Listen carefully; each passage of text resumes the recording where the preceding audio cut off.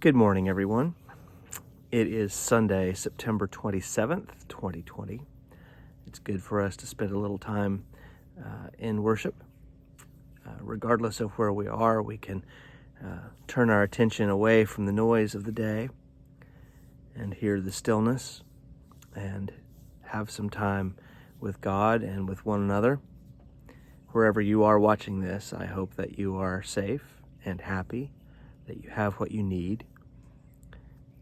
As this time extends and is prolonged, I want to remind you of a couple things. One, that the elders at church and the board at church have met this month, as they have every since we've been apart, and are deliberating and trying to devise ways for us to be together face to face as safely and as soon as we feel we can. We are erring significantly on the side of caution, and that is frustrating for the leaders as well as I'm sure it is for you. The other thing I want to remind you about is that we do have resources for those who are dealing with difficulty.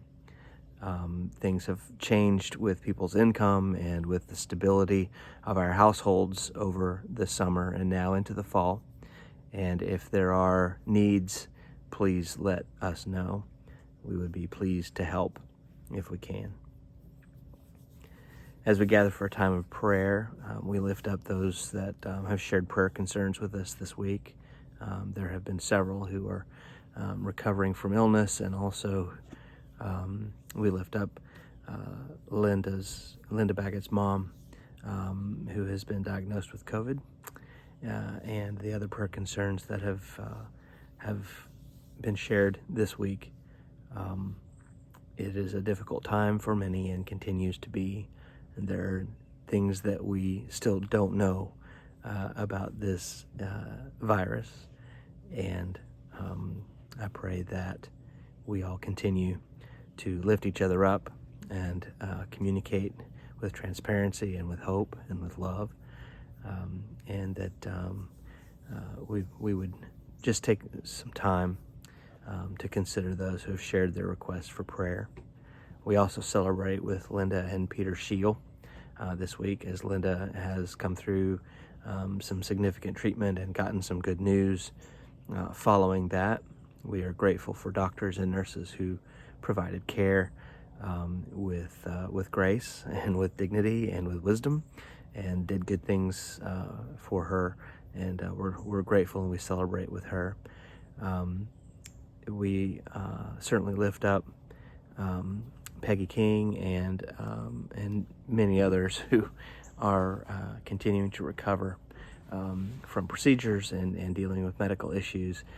We are family, and we do support one another in ways seen and unseen. And so as we turn to a time of prayer this morning, I want all of us to be mindful of those folks and to continue to lift them up. Let's join together for a time of prayer. Gracious and loving God, you are a God of quiet stillness, and you are a God of the stormy, violent sea.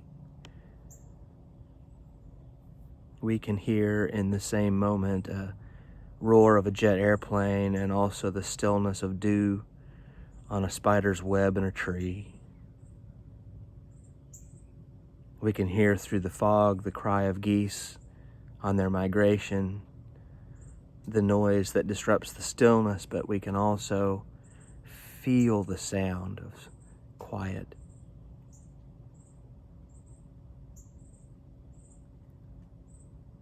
How will you come to us today? Will it be loud to jar us from our habits, our selfishness? Will you try to drown out our noise with your own? Or will you come in silence?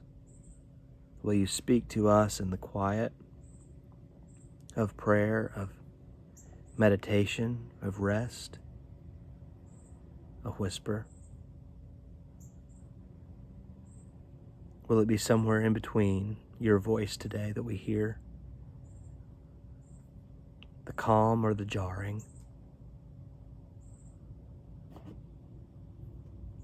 As we gather in your presence this morning, O God, regardless of how you come to us and in what voice you speak, we ask that at least we hear you and that you would help us hear you. Silence the crashing waves of trouble or fear or noise in our hearts. And let us hear your promise that we are loved and that you give us the ability and wisdom and character to love others. In our stillness of this time, let us know within our whole selves that you and you alone are our God, and that you are with us, moving, alive and well, calling us to faith and hope and trust in you. We lift up all those who express concern for the joys, for the fears, for the struggles. We ask your hand on our congregation, on our church, on our leaders, that all that we do and all that we say and all that we are in this time of being apart would continue to unite us, and that we would know without doubt that we are your church, that we are called to serve and love. We pray all these things in Jesus' name. Amen. I invite you to get the elements of communion, if you would, so that we can share a little time together. I was struck in thinking about communion at how very much I want to be at the table in the beautiful sanctuary on West Haven. I'm almost mad about it. I'm angry and frustrated that we aren't there and we aren't together physically.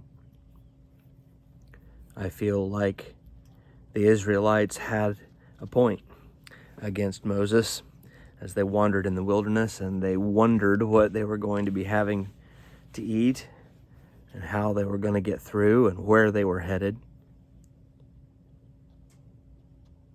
I can sympathize with the disciples who were being bombarded from every side about who this Jesus person was and what was going on. And over and over and over again, they didn't understand, and they asked questions, and they were almost caricatures in the Gospels about how they didn't perceive what it was that Jesus was about. I can sympathize because I'm not really sure where we're headed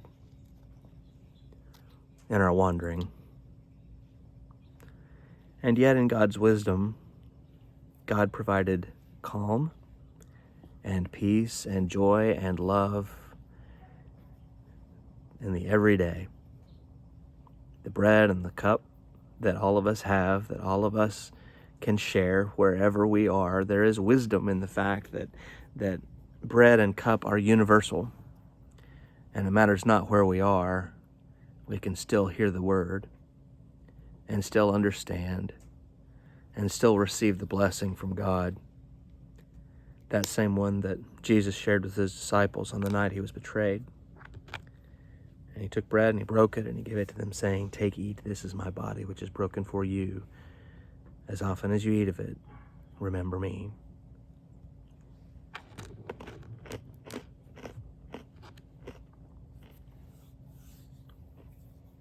In the same way, he took the cup, something that was in every household, something that everyone could have.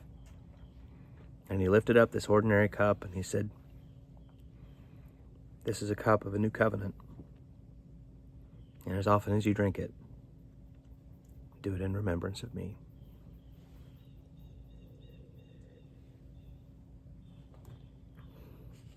So we remember today that God is indeed with us. God indeed understands us and God has chosen to love us.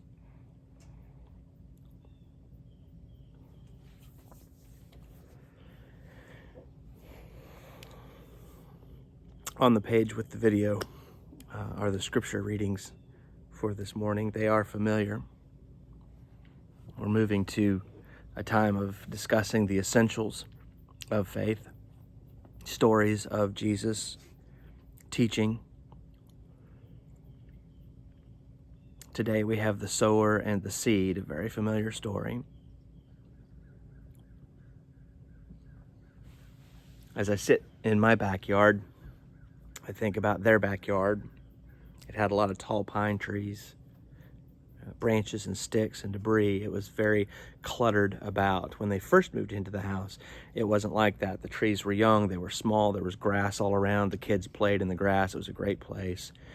But over the years, as the trees got taller and thicker, the grass kind of faded and there were bare spots because there was no sun. And the dogs were chasing the kids, and there was the trampoline and the dogs and the kids and the dogs and the kids, and that didn't help the grass situation very much. So they hired a company to cut the trees back last year, and suddenly there was sunlight in the backyard. And it inspired the spring project of planting new grass back there. And they brought in topsoil, they said almost a ton of it, because you've got to have good soil to be successful to get the grass seed to take. I mean, that is the key to sowing seed in eastern North Carolina, is it not? Good topsoil. It's good to be back in North Carolina. It's good to be back in a place where rain makes things green and you can see the progress from spring to fall, the progress of growth that happens in our seasons here. The cornfield at the end of our street was harvested last week. The tractors and the trucks up and down 58. I started this month of September on the Santa Monica Pier in California, watching the surf come in on the opposite side of our country. And then over the next 10 days, Duncan and I experienced 112-degree heat in the desert of Arizona, 24-degree cold in a snowstorm in Colorado. We experienced hurricane-force winds in Salt Lake City downtown, with knocking down trees and losing power. And then there was smoke, almost everywhere we went. It was so smoky and foggy in Monterey Bay, we could barely see the seals and the sea lions. We saw this month firsthand the consequences of human activity on our planet. And at one point we flew over Hoover Dam, my son and I, and we witnessed how far the water had receded steadily over the last 6 decades. Not since 1971, our guide told us, have they gained even an inch of water in the lake around Hoover Dam. Going to a place that averages less than half an inch of rain in a year makes being home a place where we average about 46 inches of rain a pleasant thing. See, you can see in the parable of the sower, with the hand in the basket filled with seed and pulling it out and scattering it, you can see the power, the tactile power of that imagery that Jesus used to teach this first lesson. In Lebanon, the area near the site of where this sermon would have been shared, it gets anywhere from 1 inch to 7 inches of rain over the span of an entire year. And most of it falls between November and December, which is not in the growing season, so they have to be very careful with their resources there. They deal with drought almost as much as the western United States. So a story about agriculture would be a very real thing. From the time Jesus said a sower went out to sow, the audience was invested in the outcome. A sower went out to sow. It's how the parable begins. It's the same in all 3 synoptic gospels, Matthew, Mark, and Luke. A sower went out to sow his seed, Luke said. Matthew's version is interesting. It's 28 chapters long, and by the time we get to the 13th chapter, halfway almost, the word parable hasn't even been spoken yet. There hasn't been this opaque storytelling style in this gospel yet. But suddenly in chapter 13, and in this chapter alone, Jesus tells 7 parables, and he uses that word 12 different times in explaining himself. And you have to ask, why is this sudden shift in style and in tone taking place in this gospel? Some scholars think that there might have been 2 different authors, and that the first half was written by one and the second half written by another. Others think that there was a group that may have handed in their notes about what happened anytime Jesus spoke to a crowd. He would speak and they would jot down the lessons, and then they would turn them in. And like reporters on the steps of the Supreme Court, they told what they saw. They compared notes, and then Matthew edited and wrote it all down in a narrative story. There are clues that we might notice earlier in the story, earlier in the day, just up the street from where Jesus begins teaching in parables. Just up the street from where he makes this switch in his style. It's the Sabbath. And it's a busy day. It starts with Jesus and the disciples taking a walk through some grain fields, and he's teaching them and talking with them, and they're commiserating about their circumstances, and some of them just pluck the heads off of the grain in the early morning for a snack, and suddenly there's controversy. Out of the back of the cornfields poke out the Pharisees, that group of leaders from the community who say, no, it's working on the Sabbath. And it was their job somehow to help people remain observant of the laws and rules, and they just keep popping up wherever Jesus goes. Can you imagine people getting upset about such a little thing as topping the grain? Of course you can. People are upset about a lot of things. And right now, it's even worse. This pandemic has us on edge, and it doesn't take much to turn a little teeny tiny thing into a big thing. The minute into the monstrosity. And this was a big deal for the Pharisees. They had a job to do, and they didn't want this person, this rebel, to cause problems.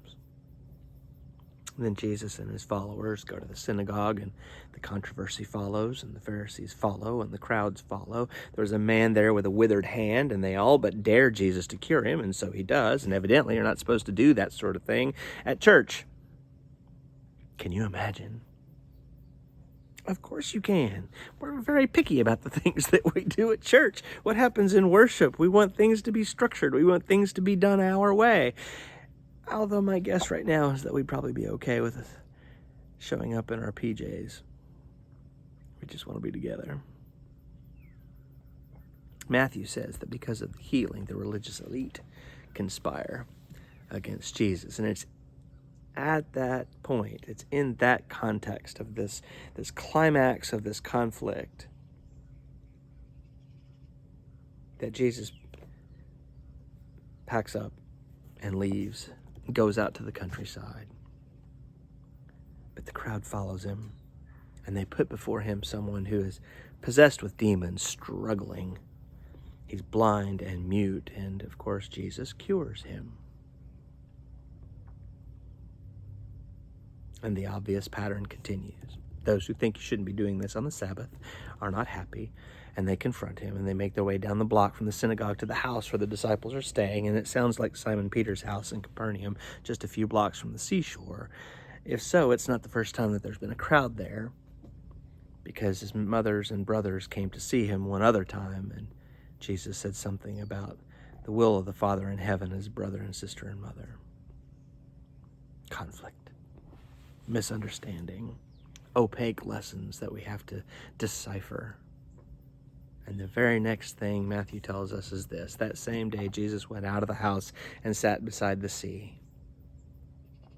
It's been a busy day of work and travel, of family and controversy for Jesus, and he withdraws to a solitary place to renew his spirit, to pray. He took a quick beach trip, apparently, and we understand that. And I wonder if at this point, if he was thinking about his teaching and about how it wasn't being well received, about how he was being rejected even by his own people. Preachers and teachers are not immune to criticism and rejection. We want people to receive our words well, to embrace them and understand the lessons. We hope people listen and find value in what we say. And you know Jesus felt the same, hopeful of good results, In education, they call it the optimal outcome. In business, it's evidenced by return customers or seeing familiar faces or helping the same families or watching kids grow up coming back to the same restaurant. We all want those things. Like the Cortez restaurant in Carlsbad, New Mexico. I was probably 5 or 6 years old, but the owner always greeted us at the door, "Miguel, ¿cómo está?" And of course, I always wanted to go there anytime we talked about going out to eat. I think it could be that Jesus was meditating on his words in relationship to God's words as he sat by the beach. And there's a good chance he read the prophet Isaiah, because there's a passage there that sounds an awful lot like the parable of the sower. From chapter 55, verses 10 and 11 in Isaiah. "For as the rain and the snow come down from heaven and do not return there until they've watered the earth, making it bring forth and sprout, giving seed to the sower and bread to the eater, so shall my word be that goes out from my mouth. It shall not return to me empty, but it shall accomplish that which I purpose, and succeed in the thing for which I sent it." Maybe that was the passage that he was praying over when the crowd shows up so large that Jesus had to socially distance out on a boat to escape them and teach them just off seashore. Using the boat to amplify his words, he changes his preaching style. He begins speaking to them in parables and in stories. The first thing out of his mouth, a sower went out to sow, and they were riveted. A sower went out to sow. Let those words linger on you. Think about what it's like to participate in the process of growth, of planting and nurturing and harvesting. He tells them this outrageous story about a reckless farmer. He starts sowing seeds and he doesn't seem to care at all where the seeds are going to fall. He threw some on the path and others on the rocky ground. No topsoil anywhere, no fertilizer anywhere, no hope of finding purchase. Sprouting roots. He threw some into a thorny patch. You don't waste good seed in the thorny patch. They didn't have a chance in the world to sprout over there. This sower seems to be walking all over the farm, throwing big wasteful hands full of seed into the air. Why would someone do something so stupid, so wasteful? Clearly, Jesus is telling us this story so we understand to be conservative and to hold things back and to be responsible and thoughtful with our seed. Surely. Surprisingly, this reckless sower manages to get some of the seed onto good soil. And it produces this miraculous yield of 30, 60, 100 times as much grain. There was so much they couldn't do the math. That's a good year. That's a lot of progress from seed to nurture to harvest. And so those people listening to Jesus sowing seeds on the seashore, they would have thought he doesn't have a clue of what he's talking about. There's nothing about this story that makes any sense. There's no way you could get a yield like that, sowing seed that way and that recklessly. What's he trying to say? And according to Matthew, this is his very first parable right out of the gate. Ridiculous and confusing. The disciples ask him, "Why are you speaking in parables? What's up with this new way of teaching?" And he answers, because these people think they know everything about God and about how God works. Their minds have become so clouded with their misperception that they can't perceive what's going on right in front of them in things as simple as seed and soil. They've shut their eyes and they have stopped up their ears. They've become distracted by the whims of the day, the rules of the day, the noise and clatter and busyness of everything around them. So I'm speaking in parables, something that will prick the ear, something that will sound different to you enough that you will engage with me. And I want to break up the hard ground of their wrong-headed expectations. I want to loosen the soil so that the seed of some good news can be planted there. Now do you understand? Jesus asks. I'm speaking in parable to break up the hard ground. But you He looks at his disciples, those closest to him. But you didn't have expectations in the first place. You didn't know what you were getting into when you said yes. Your eyes and ears have been opened to see and hear the wonderful works of God from the get-go. How blessed and lucky are you, my disciples? In other words, the people that you would have least expected to have understood this are the ones who will eventually get it. And I don't know if they heard that as a compliment or an insult. Jesus changed his strategy to reveal to the people what God's strategy in the world is. And he used the same story to illustrate how God works in the world. He was teaching in parables to tell them about God, how God sows. That's the focus of the story. That's the crux of the matter here. It's about the sower. It's about the character of the one who shares the seed, not the soil that is receptive or not. We've always made it about the soil.